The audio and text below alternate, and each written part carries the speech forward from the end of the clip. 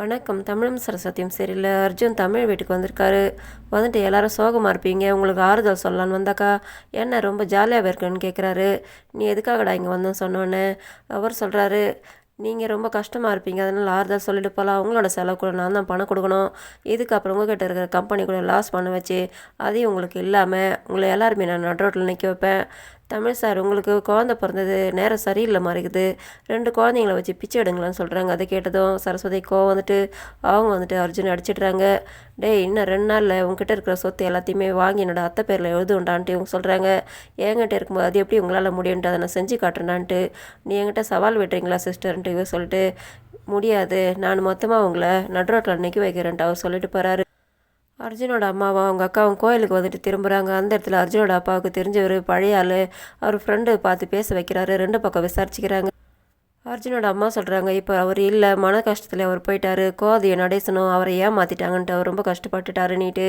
அதை கேட்டதும், இல்லைங்க, நீங்கள் தப்பாக நினச்சிக்கிட்டு இருக்கீங்க, கோதையை நாங்களும் தான் வாங்கலான்னு இருந்தோம், என்கிட்ட அந்த நேரத்தில் பணம் இல்லை. கோதை கூட அவங்க லோனுக்கு ரெடி பண்ணிகிட்டு இருந்தாங்க. அதே நேரத்தில் அவங்க வாங்குற நேரமாக பார்த்து அவங்கக்கிட்ட பணம் இல்லை, லோனுக்கு சொல்லிட்டு இருந்தாங்க. அதுக்குள்ளார உங்களது வேறு ஏலம் விட்டுட்டு இருந்தாங்க. அதுக்கப்புறம் அவங்க வந்து வாங்கும்போது அந்த நேரத்தில் பணம் கிடச்சி வந்து வாங்குறதுக்கு வந்தாங்க. ஆனால் அவங்க கம்மி விலைக்கு விற்கிறத பார்த்து இவங்களுக்கு கஷ்டமாக போயிட்டு அவங்க உங்களுக்கு 25 லட்ச ரூபா எடுத்துக்கிட்டு வந்து கொடுக்கறதுக்கு வந்தாங்க. அந்த நேரத்தில் நீங்கள் ஊரில் இல்லைன்ட்டு அவங்க தேடி தேடி அமைதியாயிட்டாங்கன்னு சொல்கிறாங்க. அது கேட்டு, நீங்கள் சொல்கிறதெல்லாம் நிஜமான்னு சொல்லும்போது, ஆமாங்க, இது நிஜம்தான், நானும் வாங்குறதுக்கு தான் இருந்தேன், ஜாஸ்தி விலை குத்தி என்னால் வாங்க முடியல.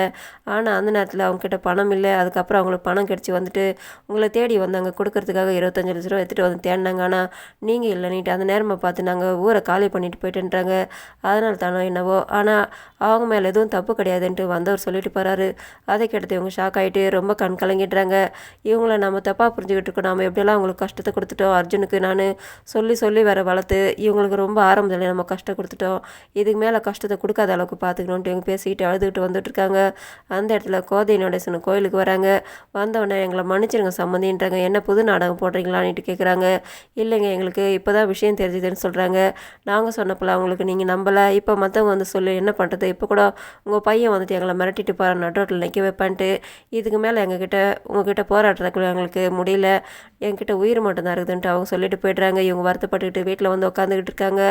அப்போது அர்ஜுன் வராரு. எங்கடா போயிட்டு வந்தவொடனே, போயிட்டு தமிழ் வீட்டில் கலாச்சிட்டு வர, எப்பவுமே நம்ம அவங்கள வெறுப்பத்துவல்ல, அவங்கள நடுரோட்டில் நிற்க வைக்கிறேன்னு சொல்லிட்டு வந்திருக்கிறேன்ட்டு.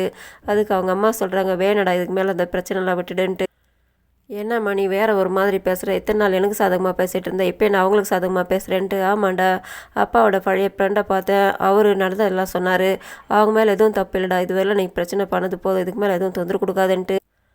நீங்கள் சொல்கிறதெல்லாம் நான் நம்ப மாட்டேன், இது தமிழோட வேலையை தான் இருக்கும், நீங்கள் சொன்னதை கேட்டு நான் இவ்வளோ நாள் கஷ்டப்பட்டதெல்லாம் இழந்துணுமா, இப்போ என்கிட்ட இருக்கிற சொத்தெல்லாம் வாபஸ் கொடுத்துட சொல்கிறியான்ட்டு கேட்குறாங்க.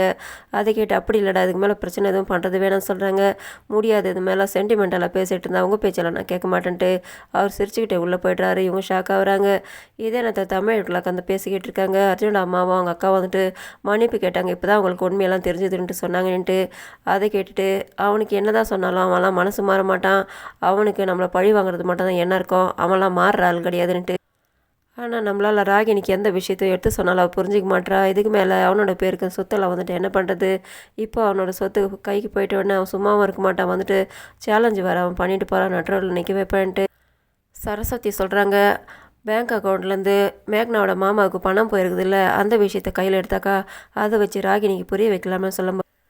பொழுது விடிஞ்சு தமிழ் பேங்க் ஆஃபீஸரை வர வைக்கிறாரு. அவர்கிட்டேருந்து அர்ஜுனோட பேங்க் அக்கௌண்ட்டு எந்தெந்த நம்பர் யார் யாருக்கு பணம் போச்சுன்ட்டுலாம் அவர் அதுலேருந்து லிஸ்ட் எடுக்கிறாரு.